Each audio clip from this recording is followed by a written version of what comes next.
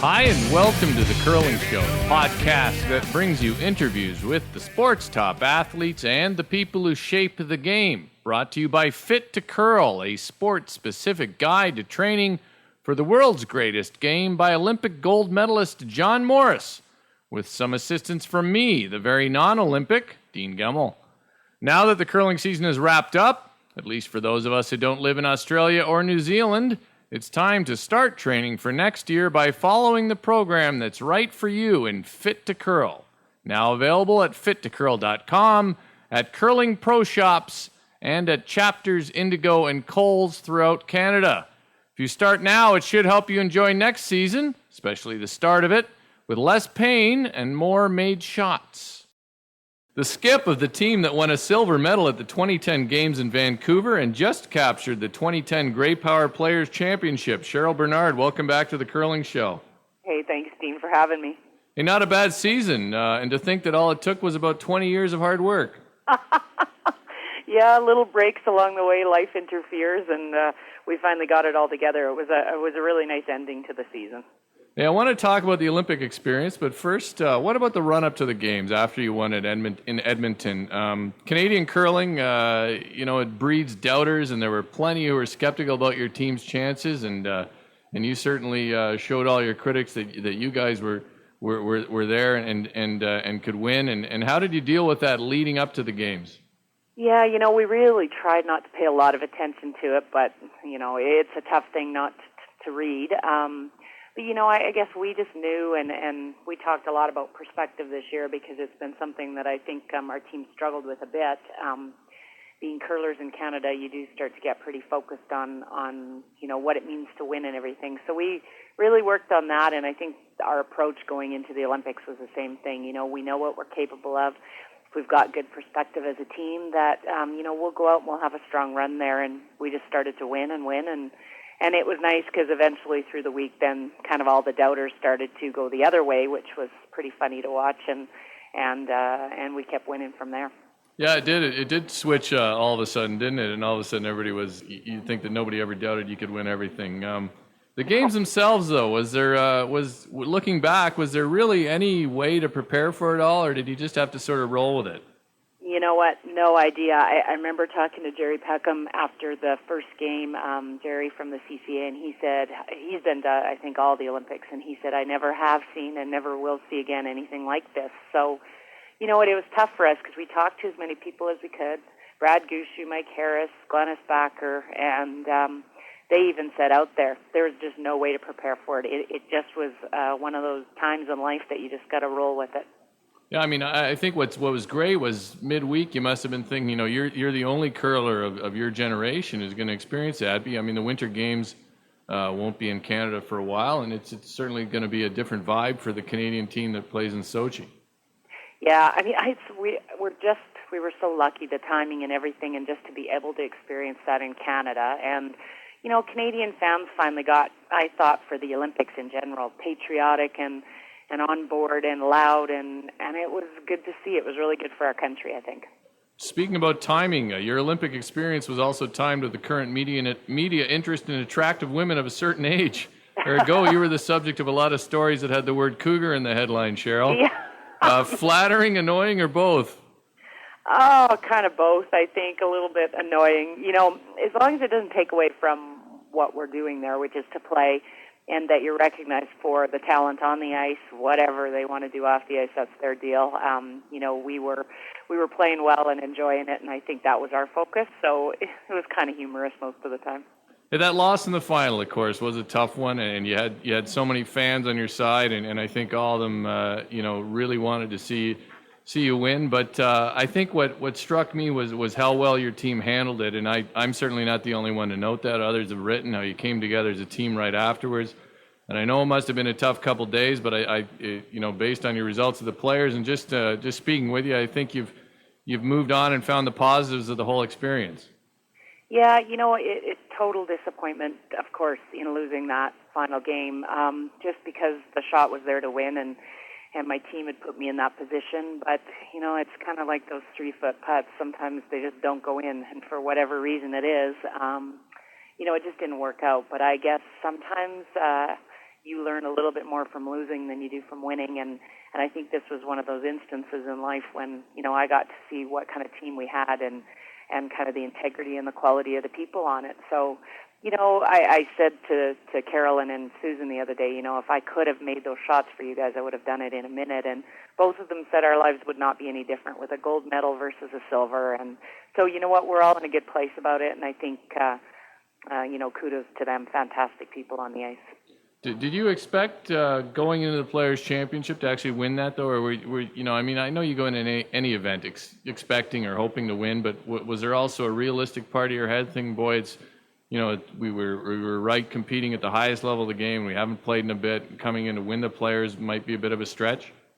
Yeah, we did talk about it because we took an entire month off. We never touched a rock, never even went into the club. And it's hard to get back up after you have 7,000 crazy cheering fans for 10 days to get back up for something. But I think once we got kind of the first win under our belt, those competitive juices flow back pretty easily, and you start to look at what was on the line for money. And we got back into it awfully quickly from there. Yeah, the money was nice, wasn't it? Oh, it was a great ending to the year. And I guess, too, for us, if there were any doubters, that pretty much kind of, I think that sort of closed that door, and we went out and kind of capped our season off, especially, being able to bounce back from a huge high at the Olympics and get back up for this I was very proud of us for doing it. It's interesting. I was looking back at the first interview we did for this show, and one of my run-back topics, I asked you about curling in Europe, and then at the time I learned that you never had. Of course, that's changed since. And now you're probably going to spend at least the next year curling all over the place. Any idea about what next season looks like for your team? We're gonna do. We talked about it because it's going to be a tough year. We agreed to play again, but only on the basis that we've got to find something that we are playing for. Because to come off this run and it's not going to be an Olympic points year, most likely. You need to have something to get up for. So. We do have the Canada Cup and the Continental Cup, which are going to be great things to do, and maybe a trip to Europe again. We like to play in Scotland. I think that would be, so much fun to go down there, and maybe some trips to the U.S. We've been asked to do some stuff with some U.S. curling clubs and associations, and I think that's kind of the fun fallout of what we've done. Yeah, I think we need to bring you down here to the U.S. We had so much good vibes from the games, even though despite the poor showings by our American teams, and you were a big part of that. You certainly captured the imagination of a lot of curlers down here, and I know at my own club we had big turnouts following the games. Well, it was I just think with the access that people had to curling and the time zone and everything that it was on, it just got so much exposure. I was talking to one of my girlfriends that was on the ski cross team for Canada, and we were kind of going on about we hadn't done a lot at the Olympics except curl, and she'd gotten to go and do all these different events, and she said, well, my Olympics is 23 seconds long and your Olympics is 10 days and how many hours of television. So you don't want to complain about something like that, because I think it does open a lot of doors, and it's brought forward a lot of people that are interested in the game that weren't before. That's a great point. I've always been mixed about curling in the Olympics, but this last one sort of cemented its value for me. And you do bring up a good point. All these other sports, 23 seconds, they're done. Curling goes on through the entire thing, just about. I tend to think, actually, though, the Winter Olympics needs curling as much as curling needs the Winter Olympics.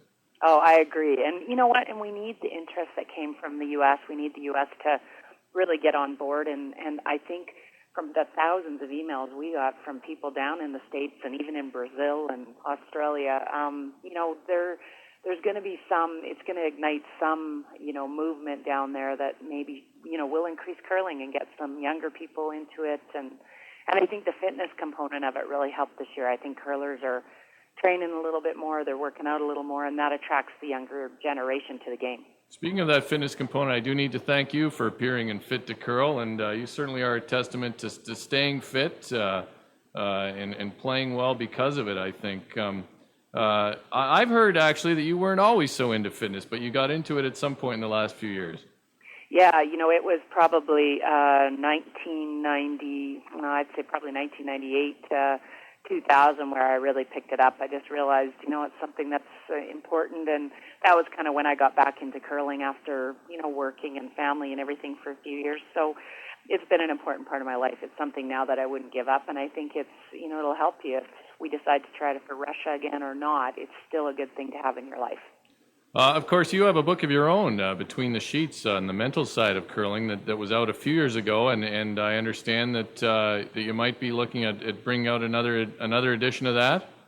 Yeah, I think we're going to do a final chapter, maybe called The Silver Lining, and, maybe some experiences from the Olympics, and update the book a little bit and reissue it out there to the public. So I think that'll be a fun project to work on for the summer. Well, yeah, considering the last year you've been through, I think there are a few people who are in a better position to talk about mental toughness and the mental side of the game, that's for sure. So we look forward to that. Hey, a lot of listeners ask me how the top players practice. As a curler who has put the time in, and a curler we've seen improve. You were always a talent, but you're one of those curlers I respect for sort of steadily improving every year. What's a practice like for you? Oh, I'm a believer that nobody is born with a natural talent for a lot of things. I just think it's a lot of hard work, and I put in a lot of time. And, I'm throwing a good hour every day and always tweaking things and always working on things. And I've got some good technical coaches, one up in Edmonton that I work with, and as well, our coach. And I think it's just the time, it's putting it in, it's having the time to be able to do it. And I'm lucky to do that. And it's kind of your 10,000 hours is one of the concepts that comes out there in the world, that you need to put 10,000 hours in before you perfect something. And I've put more than that into this game, that's for sure. There you go. Eh? Your team probably does practice together a bit more than others, though, right? Because you are in Calgary. We do. We really made a focus this year to spiel a little less, because we were in the trials and we knew that, and practice more. And I actually think we learned a valuable lesson from that it is something that, does help us, and we weren't so burnt out, and we went into the trials really excited to be there and with a lot of confidence.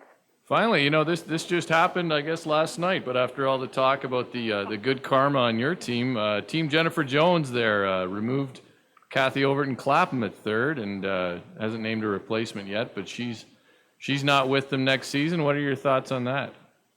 Well, I understand the business of curling. The business side of it is it's a difficult thing to ever have a player leave a team, and I understand that teams need to do it.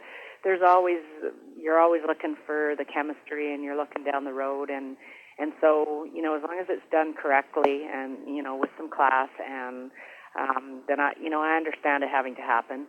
That being said, Kathy Overton, one of the best thirds out there, a great person to be around, and I think she brings that thing to the team that's hard to define at times, and so that's hard to replace. So hopefully they can do that, and Kathy's going to be a huge pickup for whoever gets their hands on her.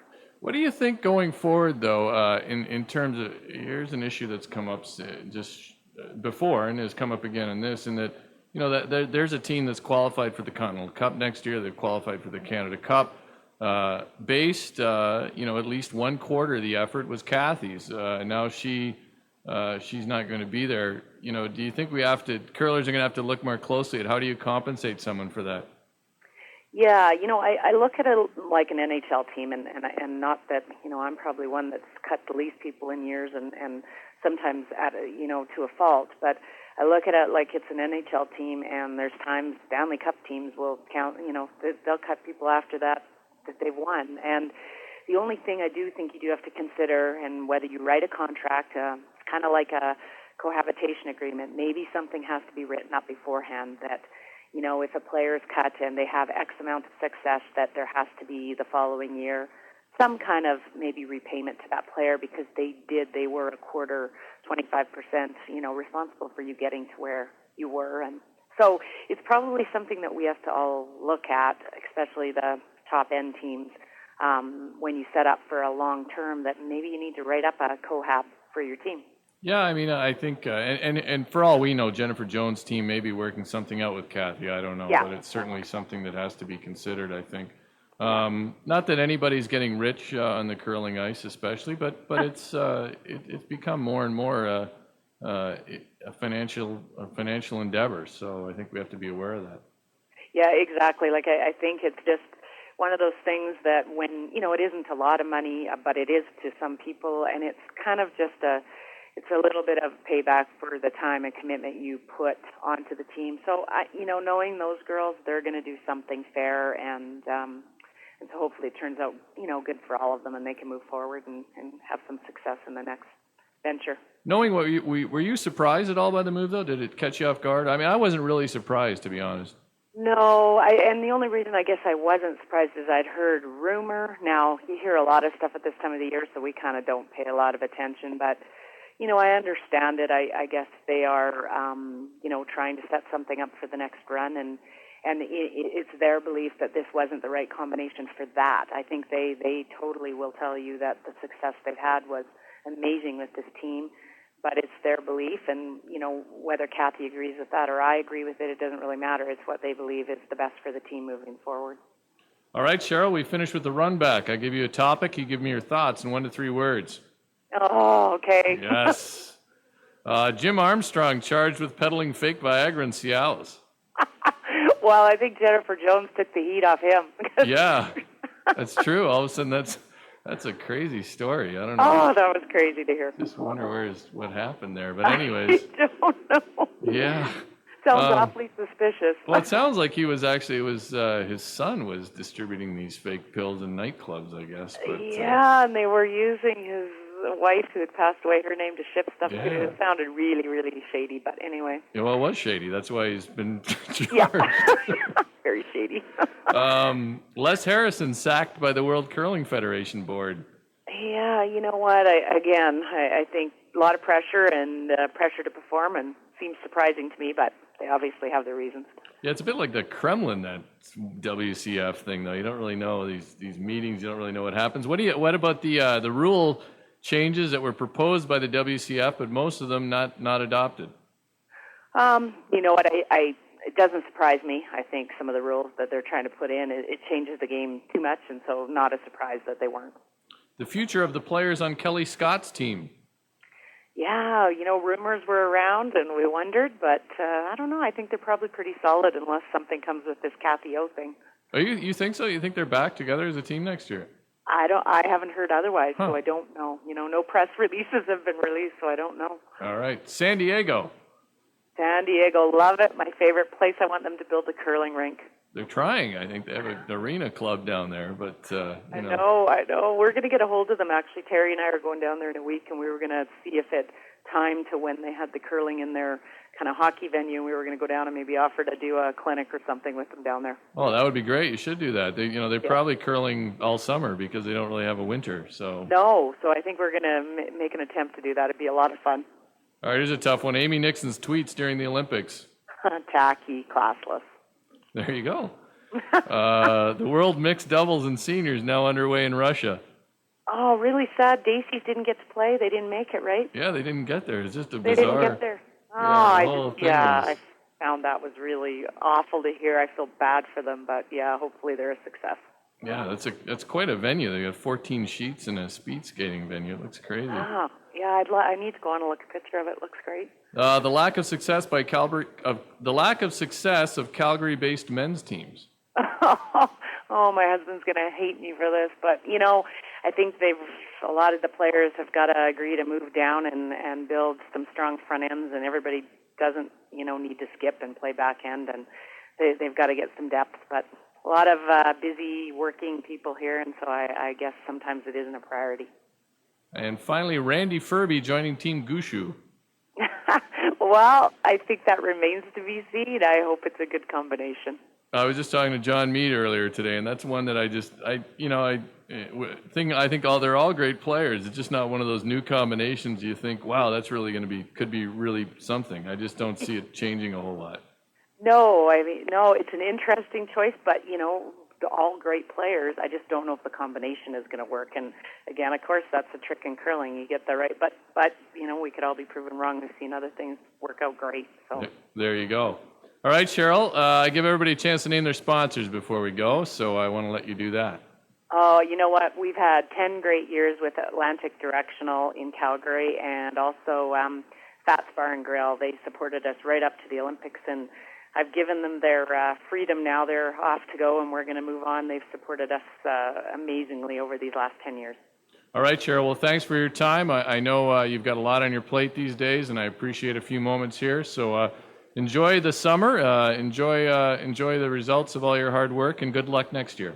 Thanks so much, Dean. Have a great summer. That's Cheryl Bernard on The Curling Show. Remember, there's no better time to train for next curling season than right now.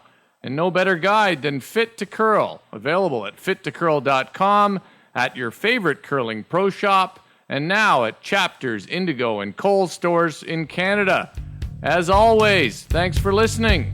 Here's Black Pudding. Buy the songs from their album, Pudding Bloody Pudding, in the iTunes Music Store. Don't you know it's hard for me to see things that I cannot find? How can I tell if it's a dream or just all in my mind?